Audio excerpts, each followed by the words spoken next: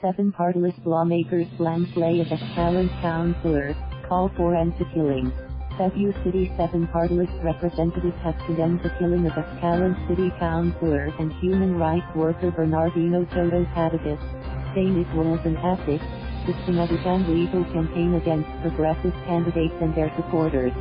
In a resolution submitted to the House of Representatives on Wednesday, the lawmakers called for an end to the killings in the country and that justice must be given to the family of Patigas. The rage, greed, and cry for justice in the killing of Councilor Toto Patigas extend to all the other victims of impunity reigning in the country, they said. As members of the House of Representatives, we should not only strongly condemn these killings, these attempts to silence voices of dissent in our country, but we should also do everything within our power to ensure that justice is given to the victims of this state of impunity, they added.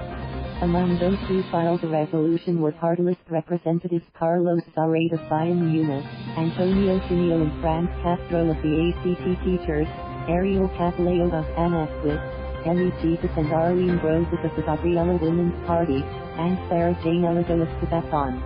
Patigas, 72, was driving his motorcycle on his way home after campaigning with other fellow candidates when he was waylaid by 2 assassins along the highway in Barangay Washington, Escalante City, Negros Occidental past 4 p.m. on April 22. He was first shot on his leg and while he sprawled on the ground, the killers finished him off with a shot on the forehead. Patigas, 72, was a human rights worker of the North Negros Alliance of Human Rights Advocates, a member organization of Zarate the Negros chapter. He was also the Escalante City coordinator of Bayan Muna Partylist and a longtime human rights defender of the North Negros Alliance of Human Rights Advocates. He was seeking re-election as a councilor in the May 13th elections.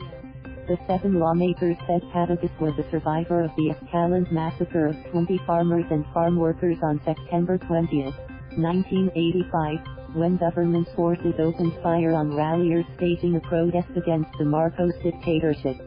Patigas, they added, continued to support human rights advocacy, especially the cause of the Sacadas of Negros, and joined fact-finding missions in the island after former President Ferdinand Marcos was ousted. In 2017, trumped-up complaints were filed against Patigas, but these were dismissed due to lack of probable cause. In April 2018, Patigas' name and picture were among the 63 photos of people cast as communist rebel personalities on posters that appeared in Moises Padilla town. The lawmakers said there seemed to be a visible nationwide vilification campaign by government troops against members and candidates of the Makabayang Koalisyon Makabayan Bloc. These virulent attacks are certainly cause for great alarm as these put the rights and safety of the Makabayan Bloc members, campaigners, and supporters in jeopardy and serious danger, as in the case of Councilor Patigas. These attacks must be condemned in the highest degree, they said. Thank you for watching. Please subscribe.